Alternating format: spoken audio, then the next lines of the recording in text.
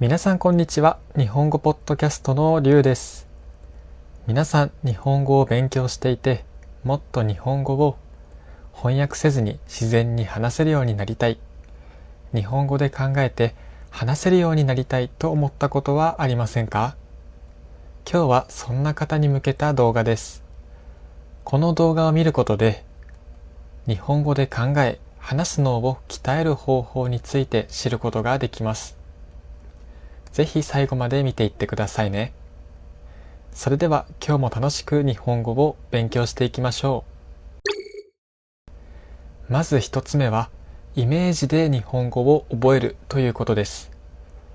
日本語でそのまま考えられるようになるための最初のコツ。言葉ではなく、イメージで覚えるということについて、具体的な例を交えながらお話ししていきたいと思います。私たちが新しい外国語を学ぶとき、どうしてもリンゴイコールアップル、犬イコールドッグというふうに知っている母国語のラベルをペタッと貼り付けて覚えがちですよね。もちろんこれだと最初は簡単に覚えられる気がします。でもこの方法を続けていると、会話をしているときに脳の中でこんな現象が起きてしまいます。相手が日本語を話す。その日本語を自分の母国語に訳す。母国語で何を言うか考える。それをまた日本語に訳して口に出す。これだと返事をするのに遅れてしまいますよね。頭がフル回転して、すごく疲れてしまいます。だからこそ言葉という文字や音ではなく、イメージを脳にインプットすることがすごく大切なんです。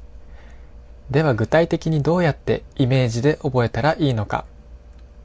日常のシーンを思い浮かべながら見ていきましょう。例えば、お腹がペコペコだという表現を覚えるとします。ここで文字だけで暗記するのではなく、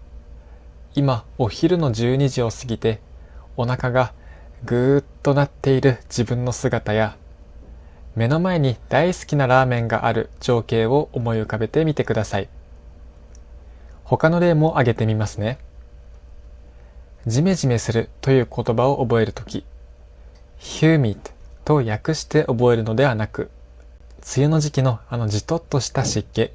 窓ガラスが曇っている様子、不快な空気感を肌で感じるイメージと一緒にジメジメするとインプットします。ほっとするなら、寒い日に温かいお茶を両手で包み込んで、一口飲んだ瞬間に、ふーっと力が抜ける。安心した心の温かさを頭の中に描きます。このように単語帳の文字を見るのではなく、五感をセットで思い浮かべる練習をしてみてください。最初は、どうやるの？って難しく感じるかもしれません。でも難しく考えすぎなくて大丈夫です。次に新しい日本語に出会ったときは、辞書で意味を調べる前に、これってどんな時に使う表現だろうと1秒だけ想像してみてください。それだけで脳は言葉の翻訳からイメージの直結へと切り替わりやすくなります。翻訳というブレーキを外して、日本語のままで世界を感じられるようになると、コミュニケーションがもっと楽しく自然になりますよ。ぜひ今日の日常の中から試してみてください。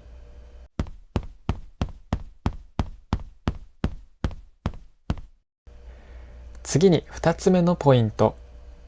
独り言を日本語で実況するということについて話したいと思います。この練習法は日本語で考える力を鍛えるための最強のトレーニングの一つです。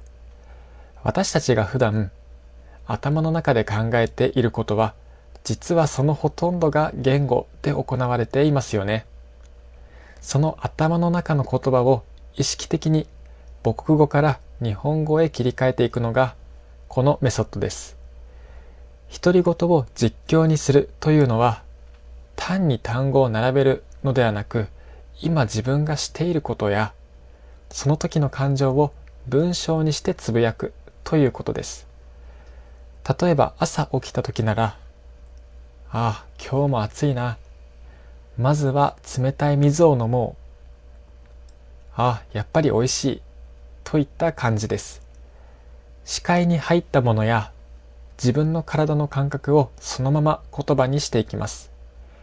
これを行うと脳が常に日本語で情報を処理しなければならない状態になるので、翻訳している暇がなくなります。最初は不自然に感じるかもしれませんが、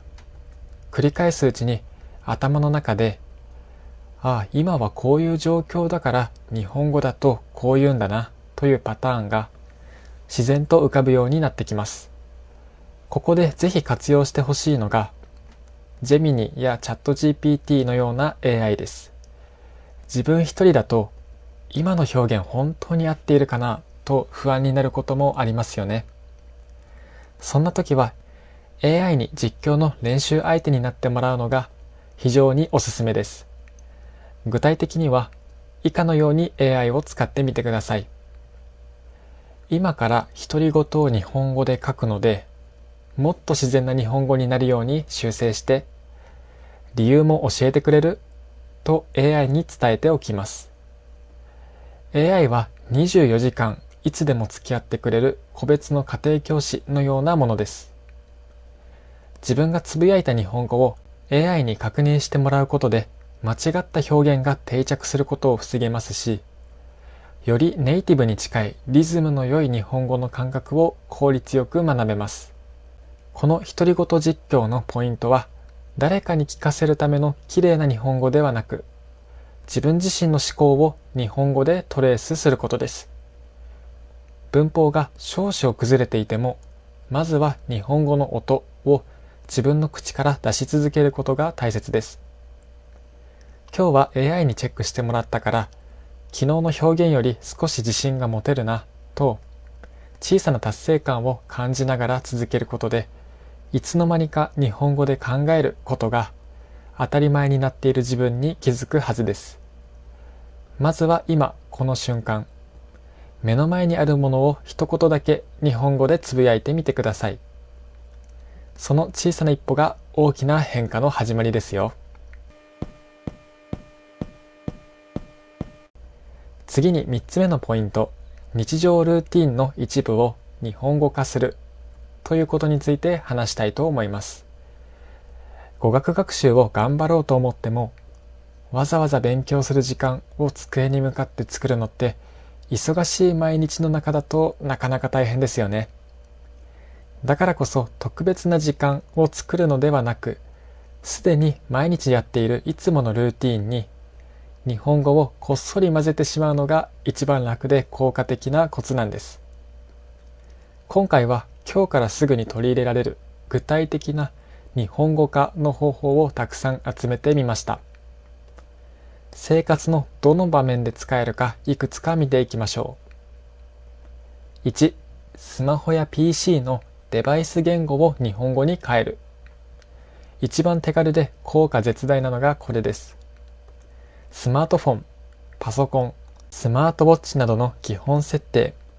言語設定をすべて日本語に変えます。日常の操作そのものが日本語のインプットになります。2、買い物リストやトゥードゥリストを日本語で書く。日々のスケジュールやスーパーで買うものを書き出す習慣があるなら、それをすべて日本語でメモしてみましょう。自分の行動や必要なものを考えるプロセスがそのまま日本語になるので、実生活に直結したボキャブラリーがどんどん定着します。3、検索やリサーチを日本語で行う。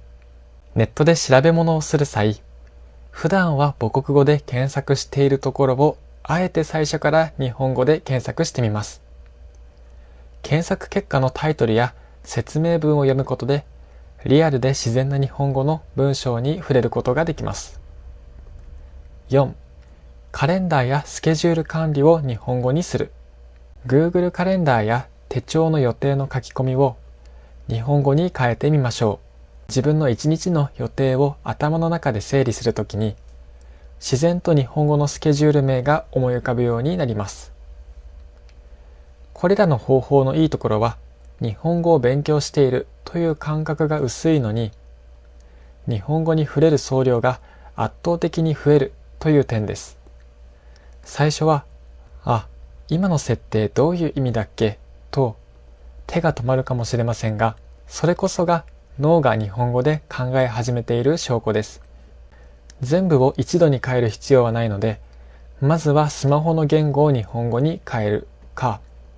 今日の買い物のメモを日本語で書いてみるのどちらか一つからぜひ試してみてください。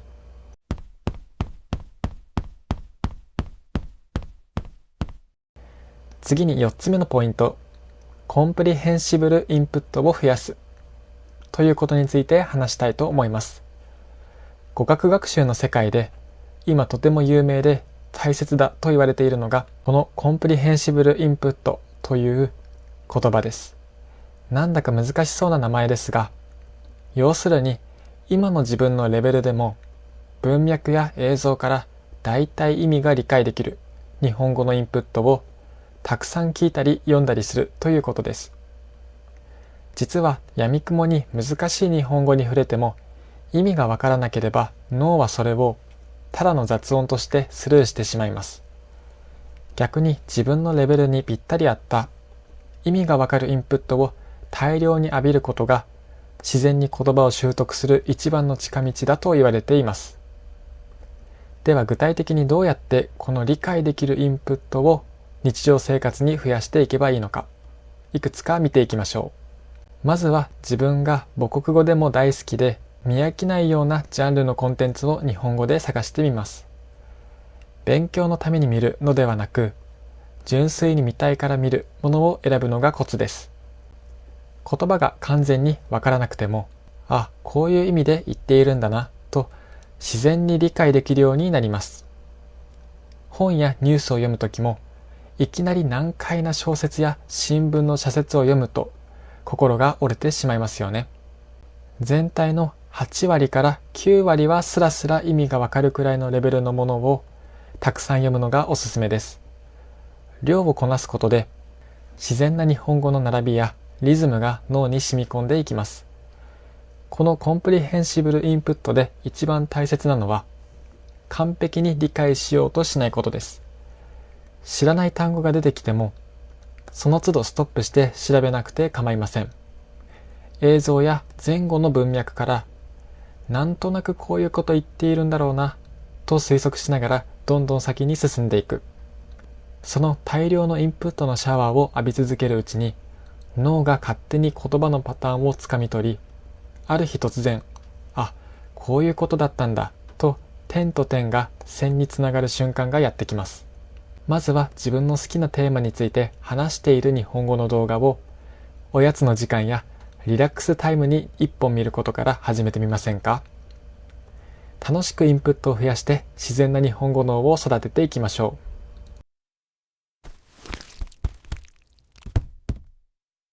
最後に完璧さより継続を重視するということについて話したいと思います。語学の勉強をしているとどうしても毎日しっかり机に向かって1時間勉強しなきゃとか、間違った日本語を話してはいけないといった完璧を目指して自分を追い込んでしまいがちですよね。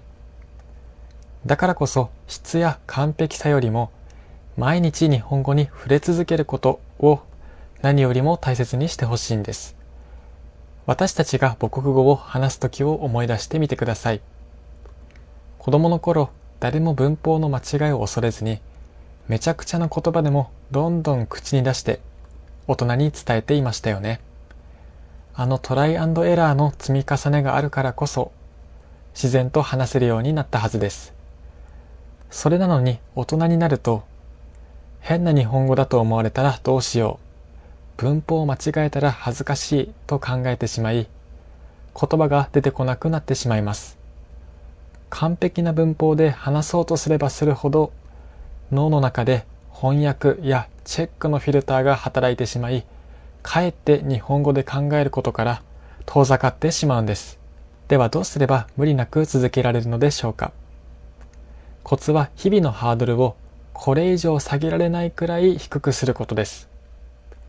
1日5分でも立派な継続です。今日は忙しくて全然勉強できなかったと落ち込む必要はありません。スマホで日本語の短い動画を1本見た。頭の中で日本語で一つだけつぶやいた。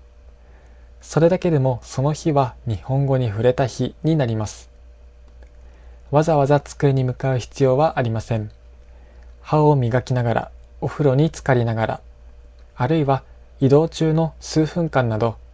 日常の隙間時間を上手に使って日本語に触れるだけで十分です。完璧さを捨てて継続を重視すると気持ちがすごく楽になります。今日もし少しでも日本語に触れられたならそれだけで大成功です。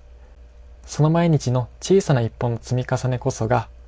いつの間にか大きな自信になり、気づいた時には翻訳しなくても日本語が自然と浮かぶ自分に連れて行ってくれますよ。語学の学習はまるで長い旅のようなものです。時には本当に上達しているのかな、なかなか翻訳の壁が越えられないなと立ち止まりたくなる瞬間もあるかもしれません。でも安心してください。